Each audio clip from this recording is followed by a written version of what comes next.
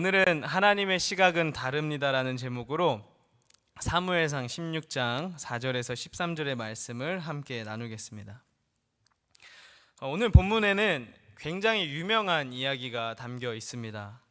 바로 다윗이 사울에 이은 두 번째 이스라엘 왕으로 선택받는 이야기입니다. 하나님께서는 이 사울 왕을 처음과 달리 나중에는 이 왕으로 세우신 것을 굉장히 후회하셨어요.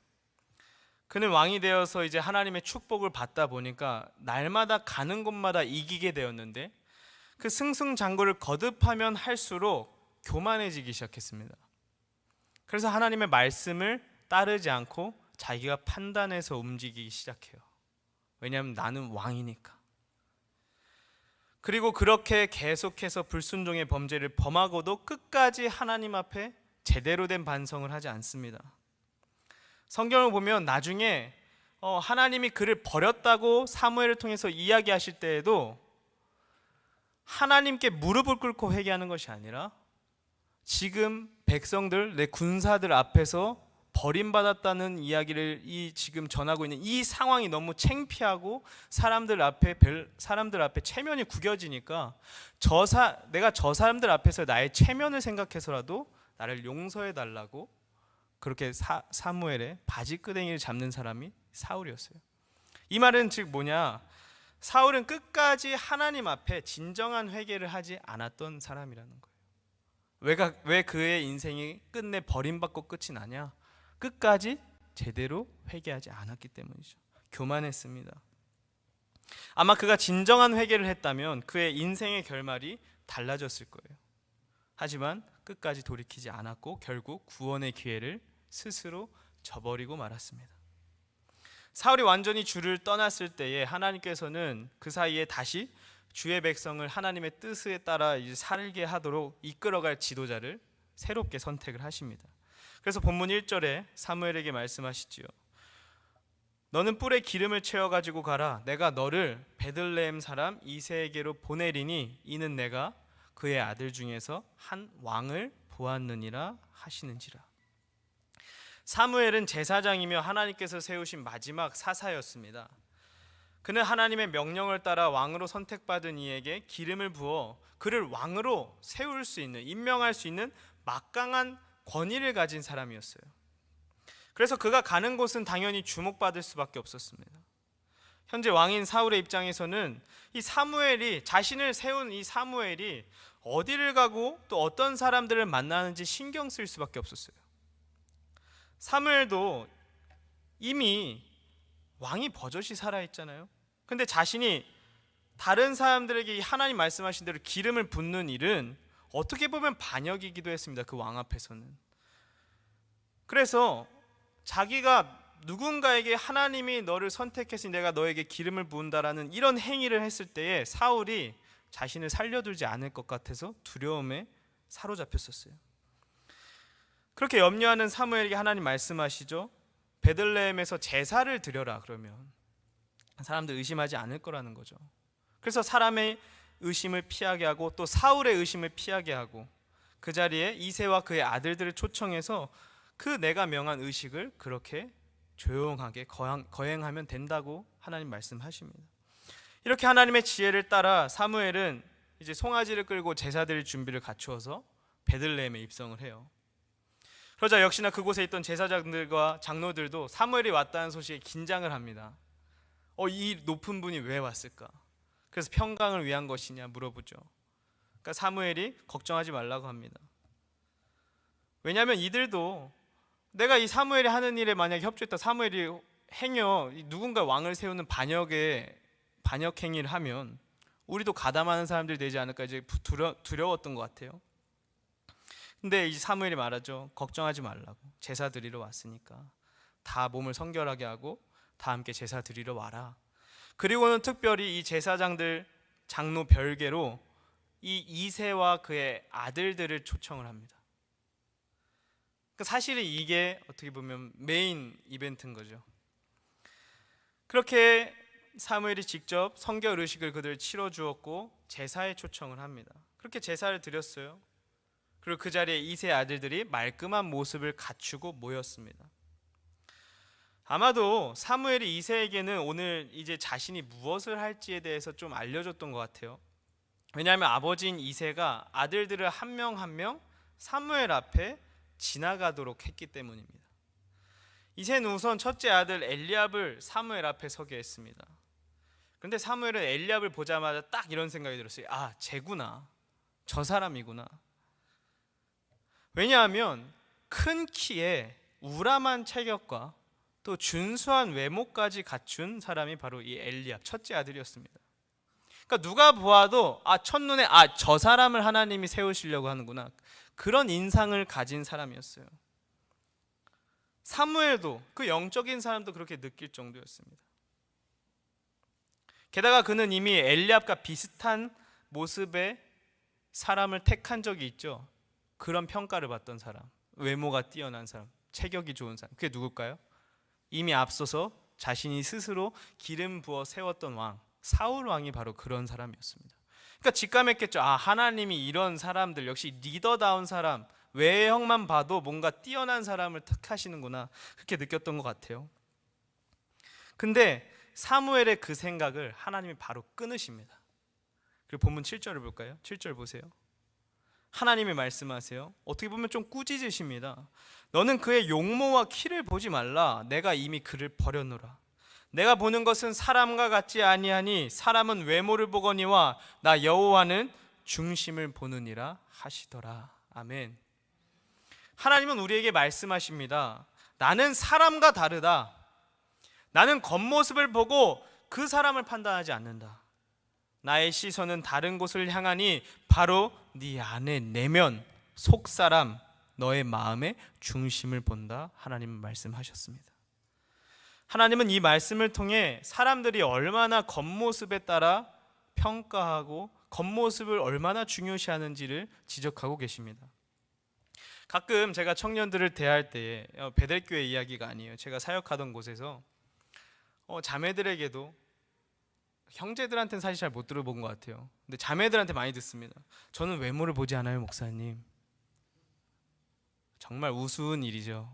정말 우스운 일입니다. 이런 말들 들을 때가 있는데 저는 절대 믿지 않아요. 절대 믿지 않습니다. 왜냐하면 사람은요, 누구나 겉모습의 영향을 받기 때문입니다.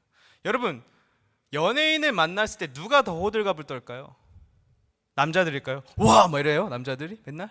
여자분들이 주로 막 정우성 지나가 막 따라가고요. 더 난립니다. 다 똑같아요. 맨날 남자들만 외모 본다고 하는데 똑같습니다. 여자들도 똑같이 봐요. 누구나 겉모습을 중요시합니다. 심지어 우리뿐만 아니라요, 순수한 아기들도 얼마나 이 외모를 보는지 몰라요. 예전에 KBS 예능 프로그램 중에 슈퍼맨이 돌아왔다라는 그 육아 예능 프로그램을 본 적이 있습니다. 그 안에 윌리엄이라고 굉장히 귀여운 아기가 있거든요. 하는 행동이 너무 예쁜 거예요. 근데 이 아이가 얼마나 예쁜 누나들만 좋아하는지, 그래서 예쁜 누나가 오면요, 하는 리액션들이 달라요. 막 집에 막 뛰어가서 문 앞에서 기다리고요, 뽀뽀를 막 자기가 괜히 입술에다 뽀뽀를 하려고 막 그러고, 사람들이 오죽하면은 너무 예쁜 사람들 잘 알아보니까 얘 인생 두 번째 사는 애기라고, 그런 말들까지 나옵니다. 그리고 저도 실제로 아기들이 그런 모습을 제가 실제로 본 적이 많아요. 예전에 제가 사역하던 교회에 유치원이 있었거든요.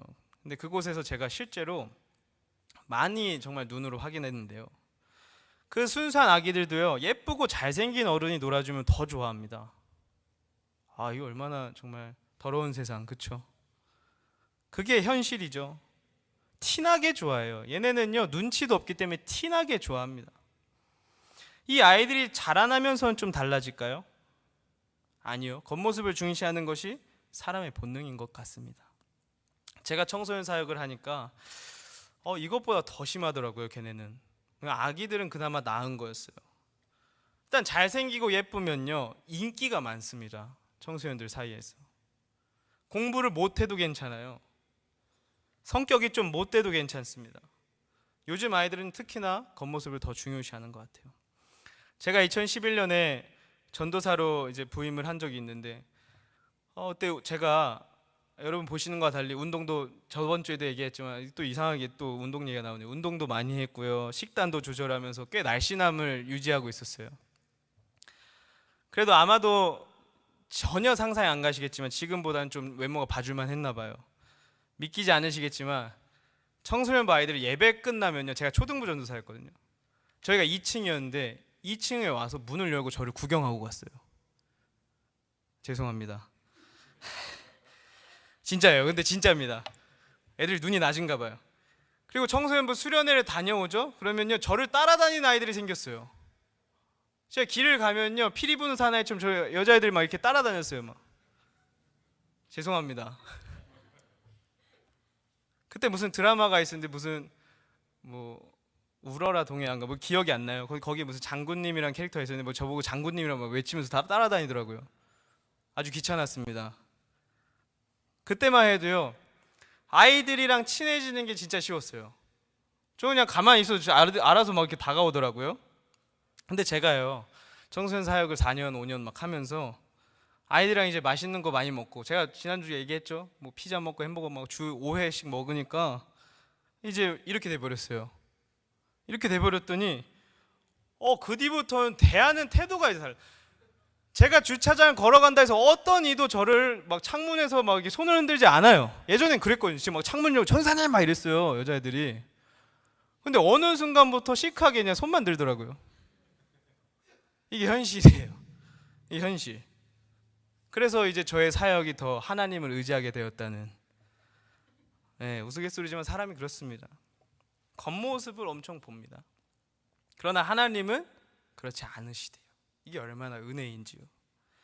하나님은 겉모습보다 우리의 속사람을 보십니다.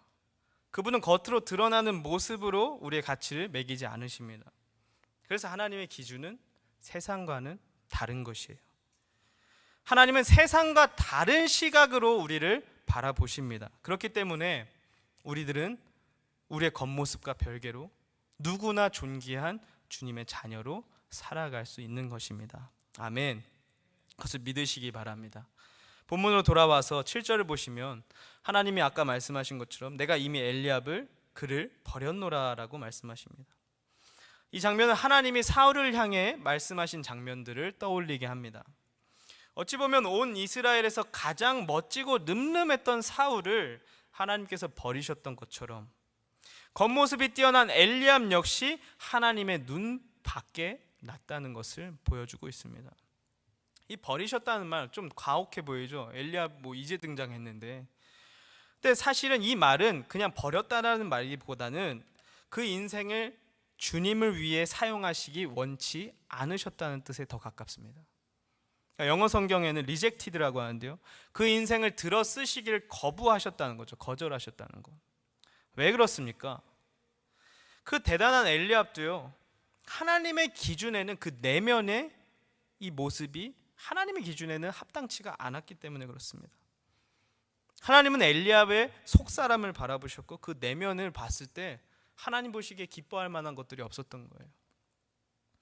아버지인 이새의 입장에서 이 엘리압이 탈락되는 순간 어떻게 보면 좀 당황스러웠을 것 같아요.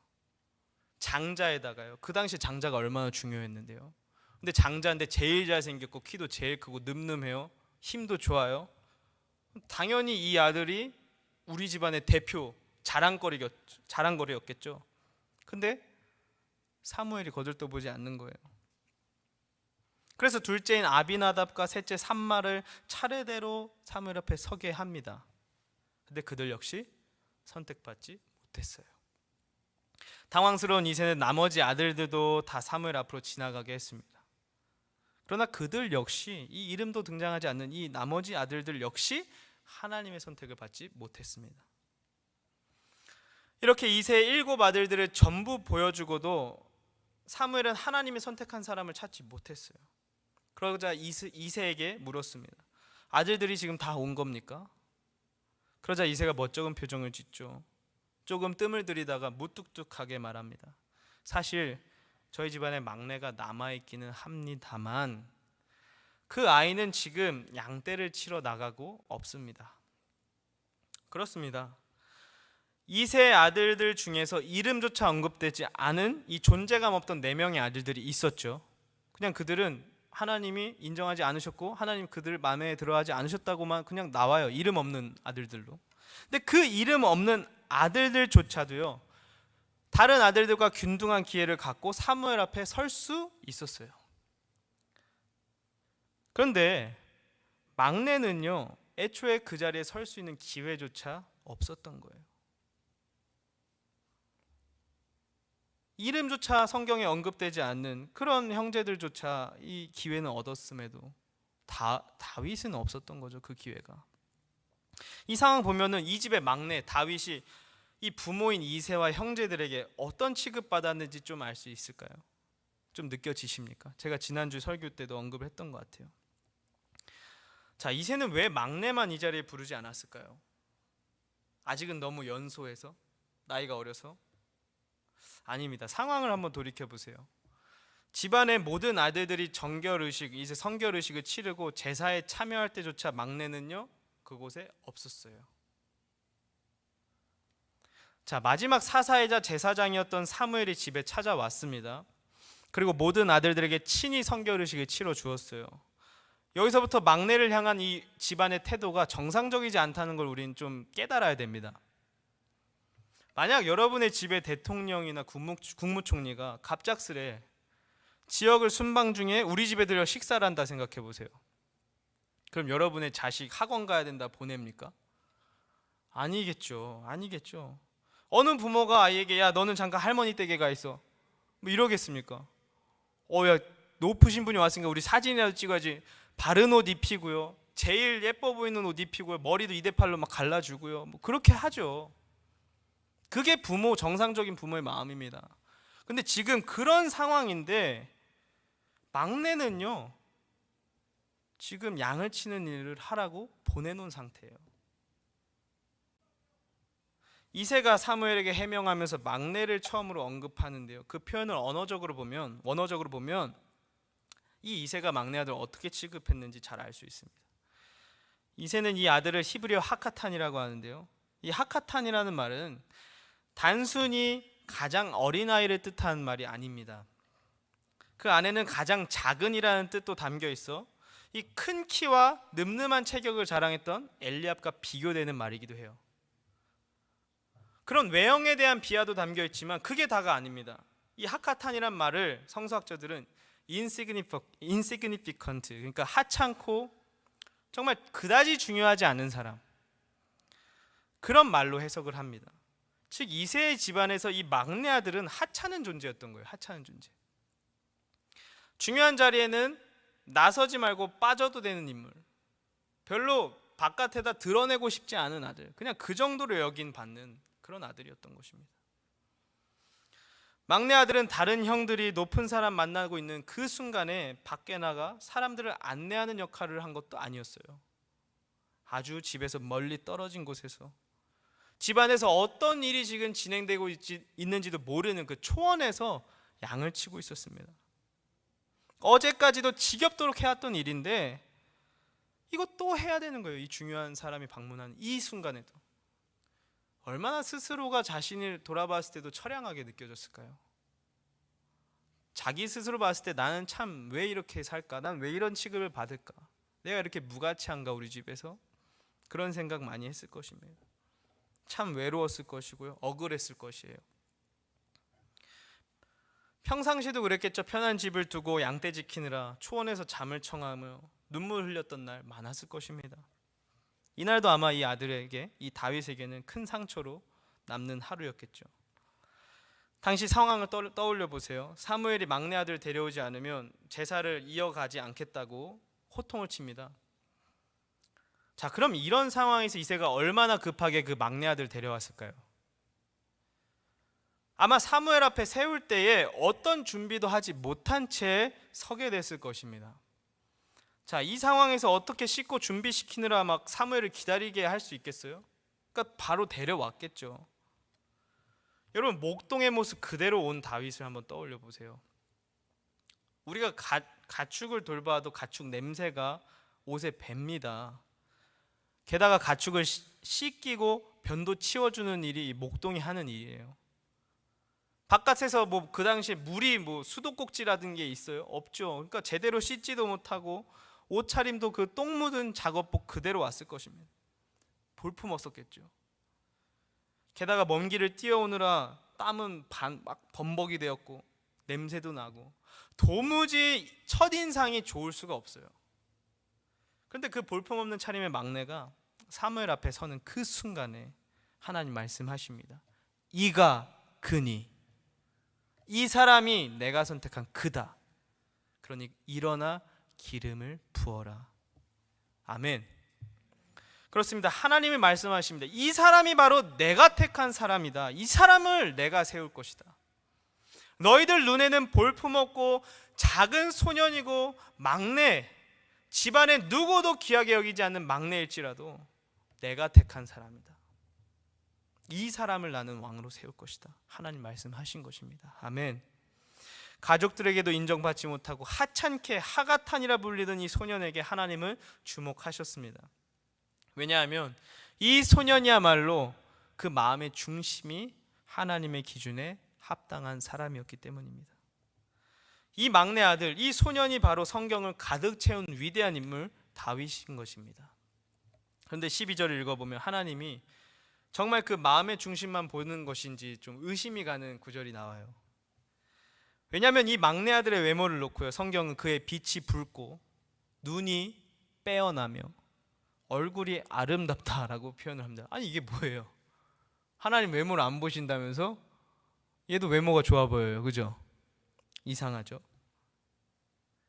하지만 우리가 그렇게 해석할 필요가 없습니다. 하나님의 초점은 마음의 중심을 보시는 게 맞습니다. 그쪽으로 향한 것이 맞아요. 다윗의 외모를 묘사하는 표현 중에 이 얼굴색이 붉다거나 붉은 머리카락 가지고 있다, 이런 표현은 흔한 표현이 아닙니다. 성경에서 에서를 표현할 때 이런 말이 한번 등장하죠.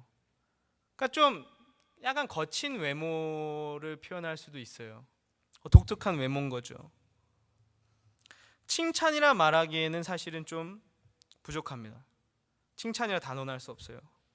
오히려 다윗의 외모가 당시 구약시대에서 흔하지 않은 외모였다는 것을 좀 드러내는 표현입니다. 빨간색 머리에 빨간색 붉은 얼굴.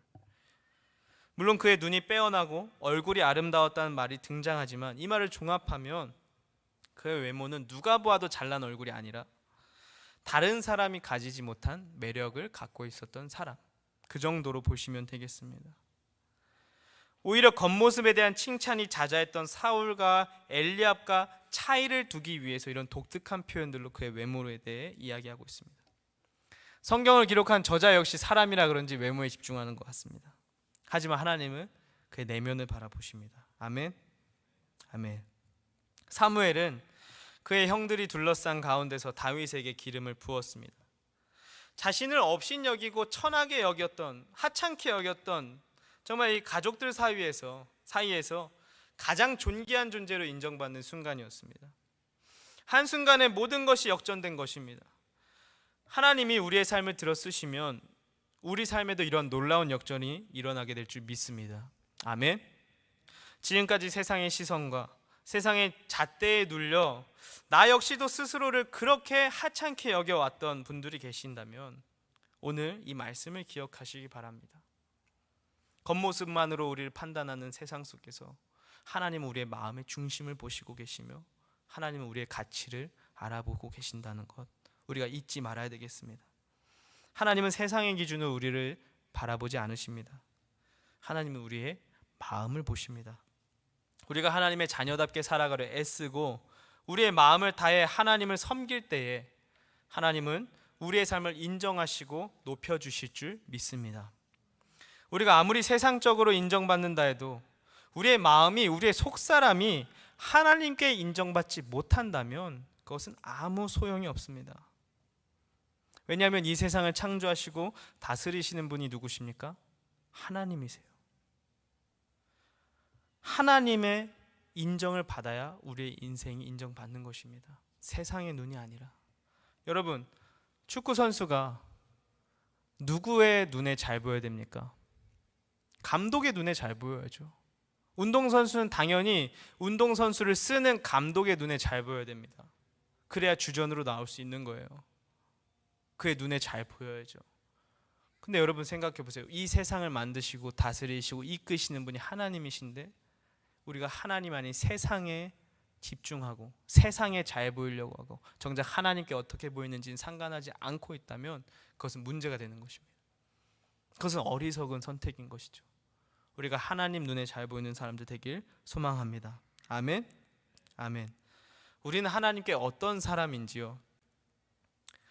하나님께서 우리를 바라보실 때에 우리는 하나님의 기쁨이 되어드릴 수 있습니까? 오히려 하나님의 근심이 되고 있지는 않은지 우리가 한번 좀 돌아봤으면 좋겠습니다. 사무엘상 15장 34절을 보면 하나님께서 다윗과 달리 사울을 왕으로 삼으신 것을 후회하셨다라는 말이 나옵니다.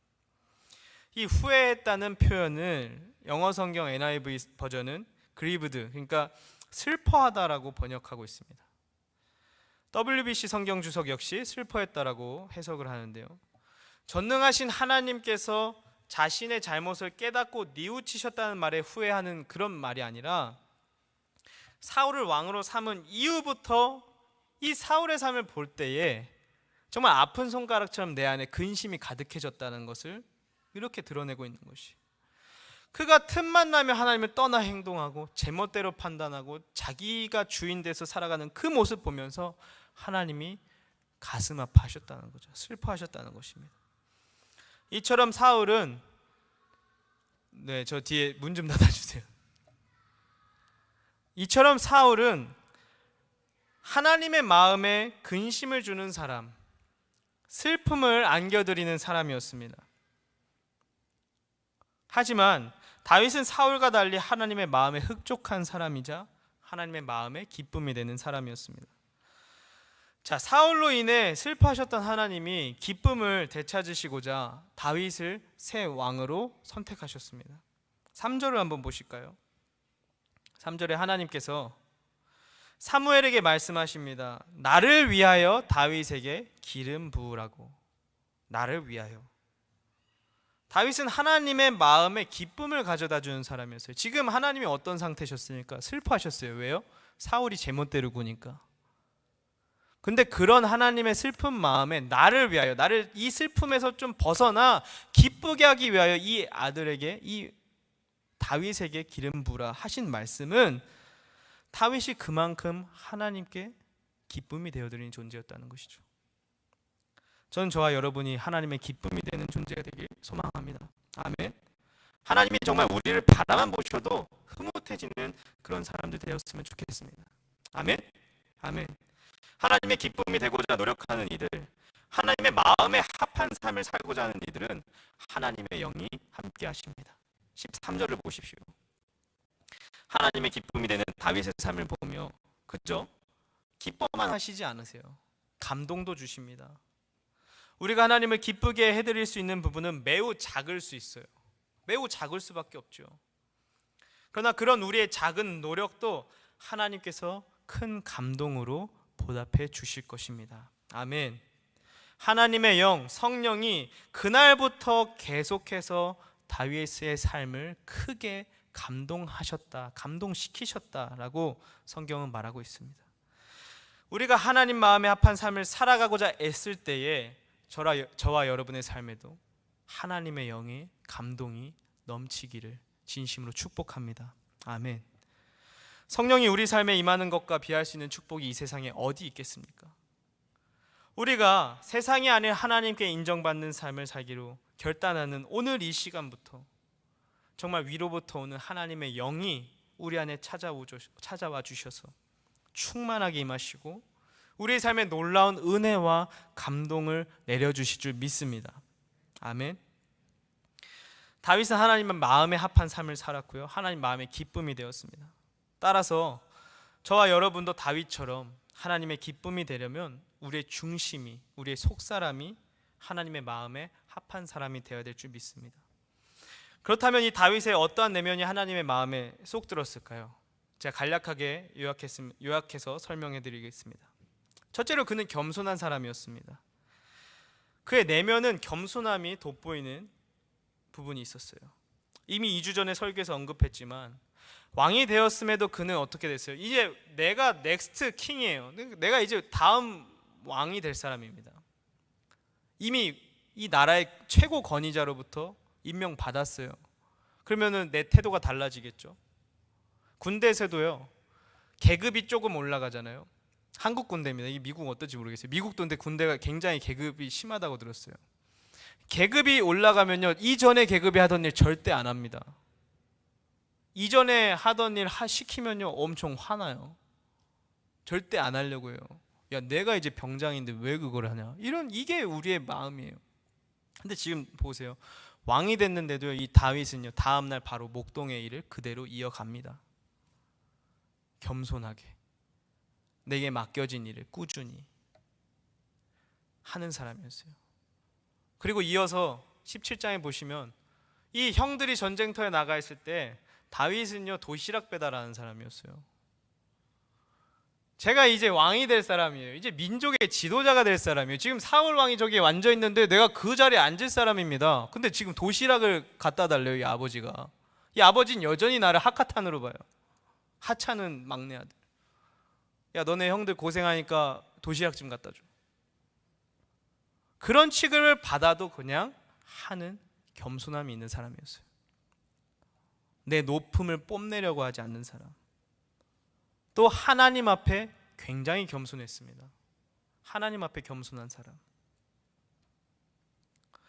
그는요, 하나님 앞에 자신의 연약함을 알고 철저하게 하나님을 의지할 줄 아는 사람이었어요. 하나님을 의지할 줄 아는 사람.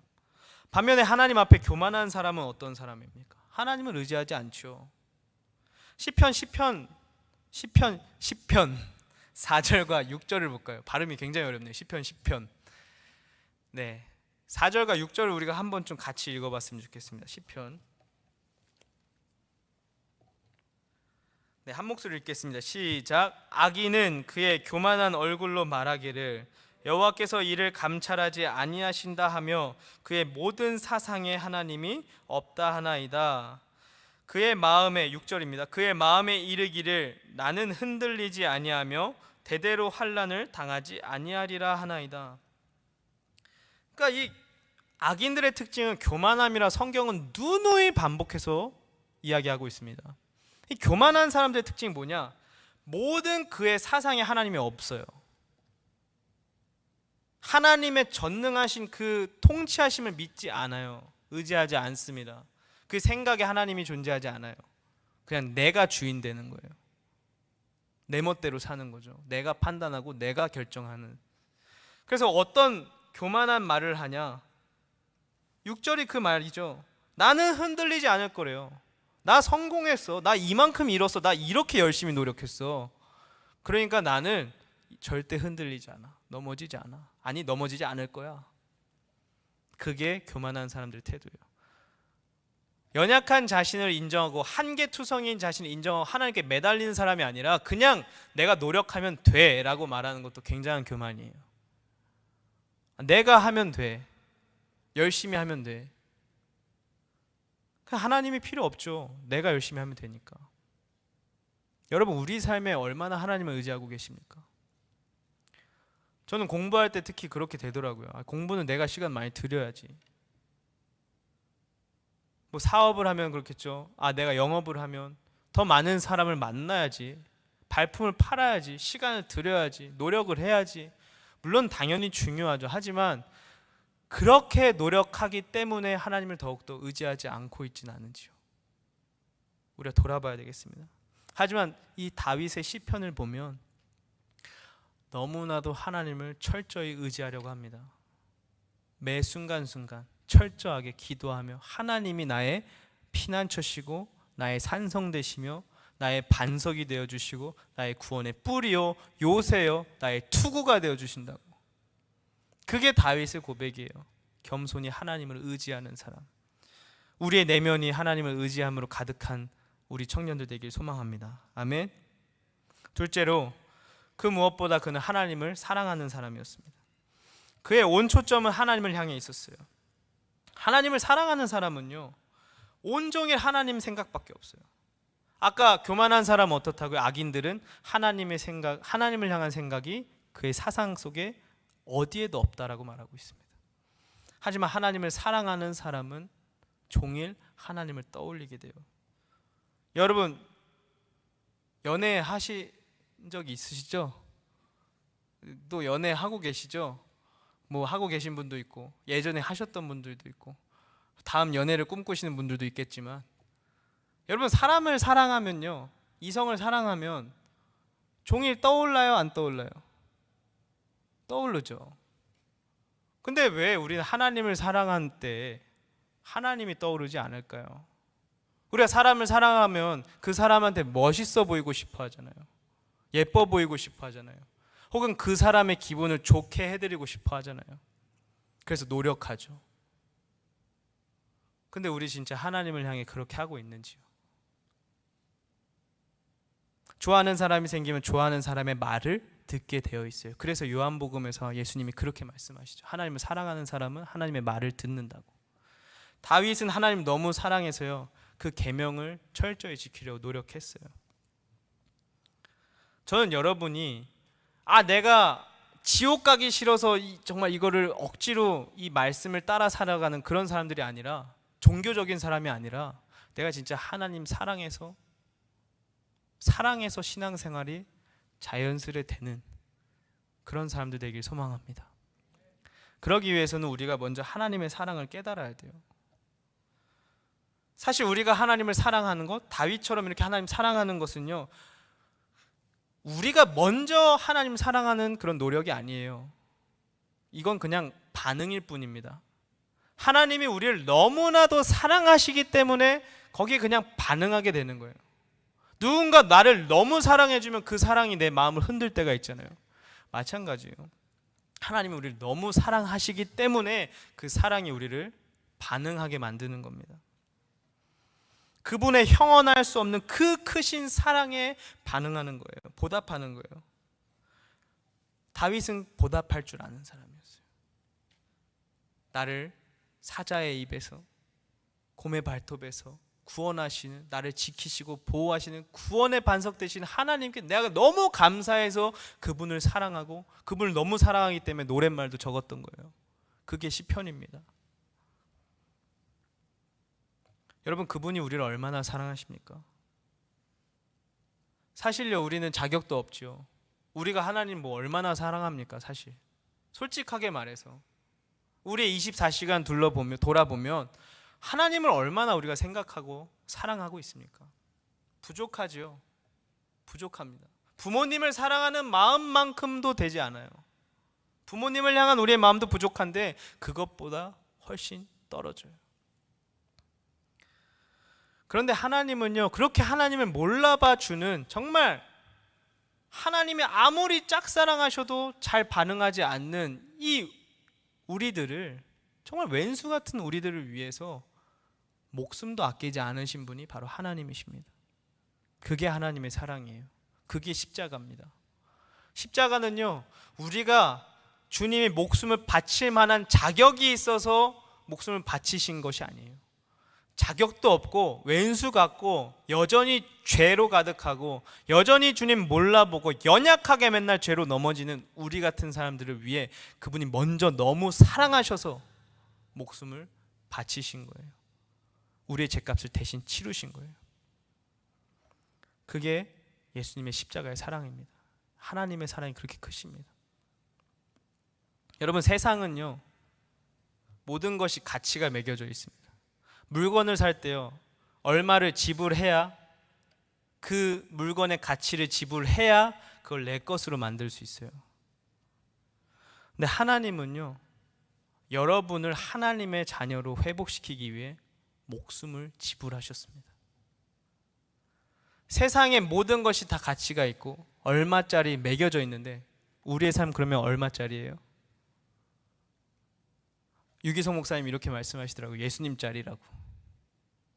왜요? 예수님이 목숨 바쳐 여러분을 위해서 그 값을 지불하신 만큼 그렇게 존귀한 존재가 바로 우리입니다. 그런 하나님이요, 우리를 둘러싼 배경 보지 않으시고 우리의 겉모습 보지 않으시고 우리가 행해온 어떤 노력과 업적들 보지 않으시고 우리의 내면만 보신대요.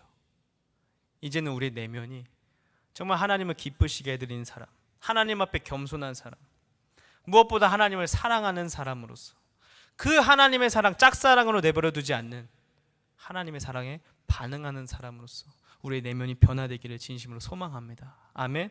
찬양팀 나와주시고요. 우리가 겸손히 주를 의지하며 주의 마음의 기쁨을 드리며 살고자 노력할 때에 여러분의 삶에 하나님께서 큰 감동을 주실 줄 믿습니다. 우리가 날마다 우리의 삶이 다윗과 같이 성령으로 충만하여져서 날마다 하나님이 나의 삶에 함께하고 계시구나, 그렇게 깨닫고 기쁘고 정말 감탄이 터져 나오는 그런 삶으로 변화되기를 소망합니다. 하나님께서 그렇게 하실 것입니다. 아멘.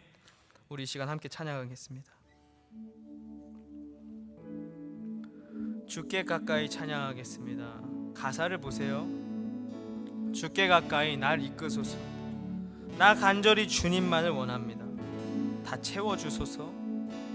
주의 사랑을 진정한 찬양 드릴 수 있도록. 주님, 나 목마릅니다. 나의 영혼 주님을 부르니 나의 맘을 만져 주시옵소서. 내가 주님만을 원합니다. 내가 더 주님만을 원합니다. 나의 마음 만져 주시옵소서. 우리의 마음이 주님으로 가득해지길 소망합니다.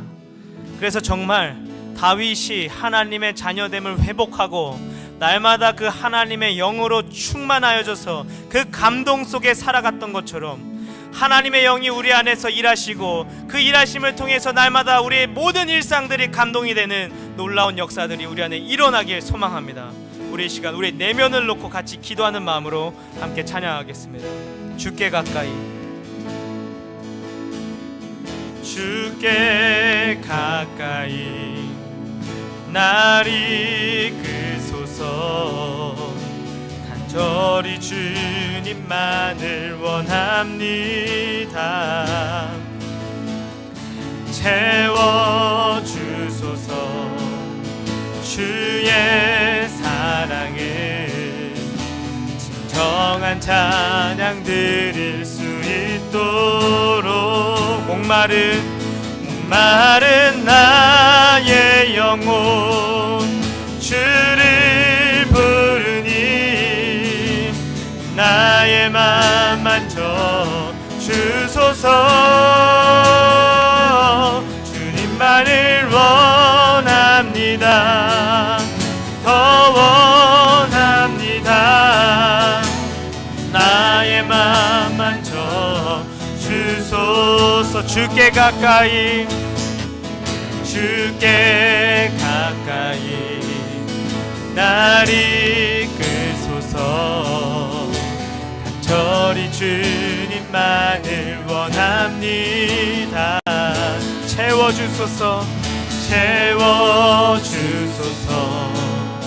주의 사랑을 진정한 찬양 드릴 수 있도록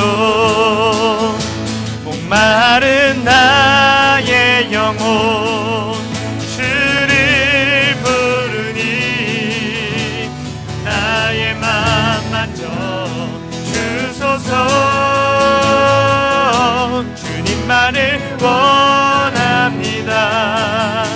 더 원합니다. 나의 맘 만져.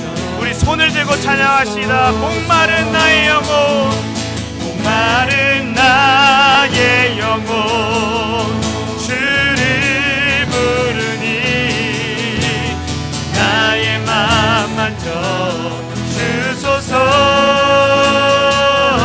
주님만을 원합니다. 더 원합니다.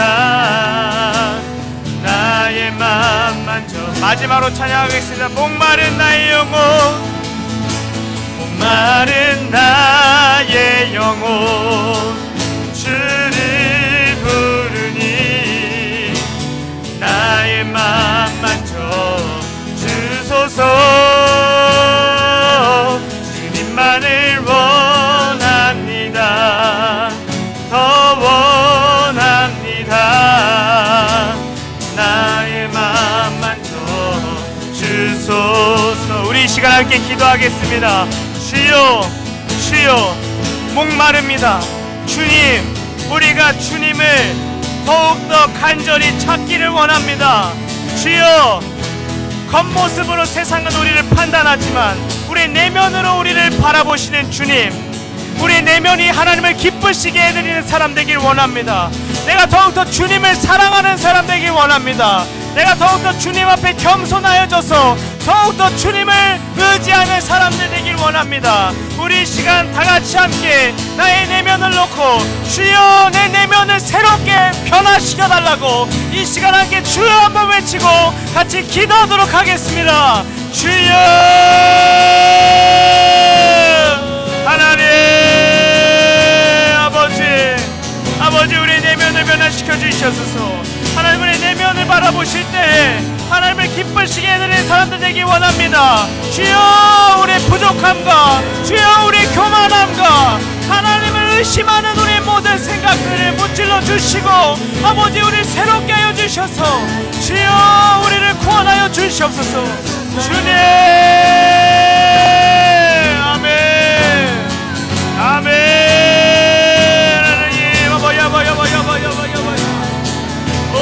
하나님 아버지, 우리를 새롭게 하여 주시옵소서. 주여, 우리를 변화시켜 주시옵소서. 주여, 하나님 아버지, 우리의 마음이 변화되길 원합니다. 하나님, 오늘 이 시간 우리의 교만한 마음들 회개합니다. 주여, 지금까지 내가 하나님 앞에서 하나님의 나를 향한 계획들을 부정하고 하나님을 없는 것처럼 여기며 살아왔던 이들이 있다면 주여, 저희들 용서하여 주시옵소서. 또한 하나님이 나를 얼마나 사랑하시는지 내가 알지 못하고 의심하며 날마다 하나님의 십자가를 헛되게 여기며 살아왔던 이들이 있다면 주여, 오늘 이 시간 용서하여 주시옵소서. 주여, 아멘, 아멘. 의심 사라지게 해주시고 하나님 앞에 교만한 마음들 우리 사라지게 해주시고 나의 능력과 나의 노력과 나의 겉모습과 나를 둘러싼 배경들을 의지하며 살아왔던 이들이 있다면 주여, 오늘 이 시간 회개하게 하여 주시고 회개하는 가운데 우리 내면이 주님 바라보실 때에 기뻐 받으실 만한 아름다운 내면으로 주를 기쁘시게 해드리는 내면으로 변화되게 하여 주시옵소서. 주여, 아버지, 우리는 할 수 없사오나 주님께서 하시면 무엇이 불가능하겠습니까? 주여, 우리를 변화시켜 주시옵소서. 오 주님, 우리 이 시간 한 번 더 기도하겠습니다. 마지막으로 기도할 때에 우리가 주님의 사랑을 깨달아 알기를 원합니다. 우리가 그동안 잊고 있었던 주 예수 그리스도의 형언할 수 없는 사랑, 그 사랑을 깨달아 알기를 소망합니다. 우리가 그 사랑에 이제는 반응하길 원합니다. 다윗과 같이 그 사랑에 반응하여서 그 사랑을 주시는 하나님께 더욱더 예쁨 받고자 노력하고 그의 말씀에 따르고자 노력하는 사람들 되길 원합니다. 그의 사랑에 반응하여서 이제 그 사랑 더 이상 짝사랑으로 두는 것이 아니라 그 사랑에 보답하고 반응하는 사람들 되길 원합니다. 하나님께서 여러분을 있는 그대로 사랑하십니다. 우리가 아무리 부족하였을지라도 예수님께서 우리가 원수 되었을 때에도 우리가 여전히 연약하여 죄 가운데 넘어질 때에도 우리를 위해 목숨을 아끼지 않으시고 우리를 위해 그 목숨 바쳐 우리를 살리셨고 우리의 값을 지불하셨습니다. 그것이 우리의 예수 그리스도의 사랑이십니다. 우리가 그 사랑을 깨달아 알길 원합니다. 이 시간 주여 한번 외치고 주여, 우리가 그 사랑 알게 하여 주소서. 주여, 우리가 그 사랑에 반응하게 하여 주소서. 이 시간 함께 같이 기도하겠습니다. 주여, 아멘, 아멘. 성령이시여, 성령이시여, 오늘 이 시간 역사하여 주시옵소서. 부족한 쪽은 아무것도 할 수 없습니다. 그러나 성령이시여, 성령께서 마음 먹으시면 무엇이 불가능하겠습니까?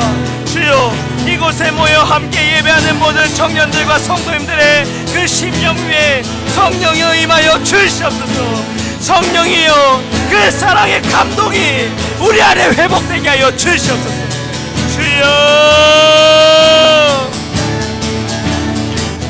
이제 그 사랑을 내가 맛보아 알게 해 주셨고, 하나님 이제 내가 머리로만 하는 것이 아니라 그 사랑을 체험하여서 그 사랑의 감동을 느끼며 살아가는, 그 성령의 감동을 누리며 살아가는 믿음의 사람들 되게 하여 주시옵소서.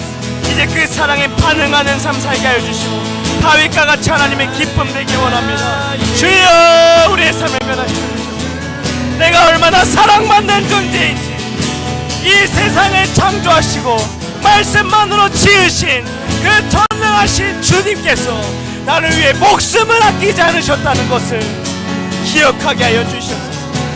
나의 가치를 알게 하여 주시옵소서. 내가 그토록 사랑받는 존재임을 깨달아 알게 하여 주시옵소서. 오 주.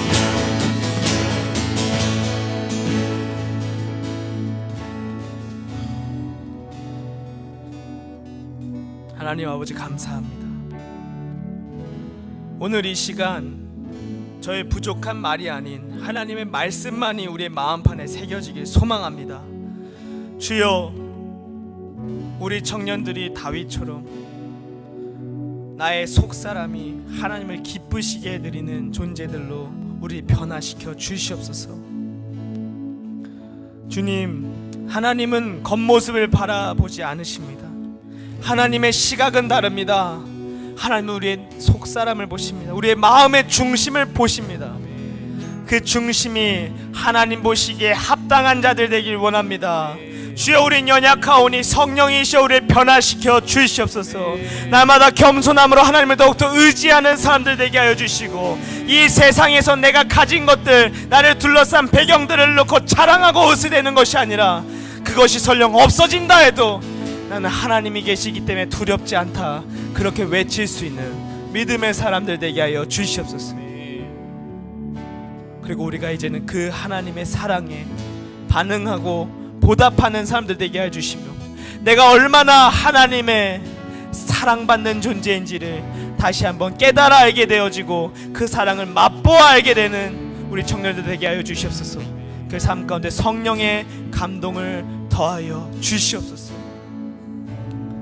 이제는 성부와 성자와 성령의 형언할 수 없은 그 크신 사랑과 축복이 이곳에 모인 모든 청년들과 성도님들의 머리 위에, 그 심령 가운데, 또 함께 온라인으로 예배드린 모든 청년들과 성도님들의 그 심령 가운데 영원토록 함께하기를 간절히 축원하옵나이다. 아멘.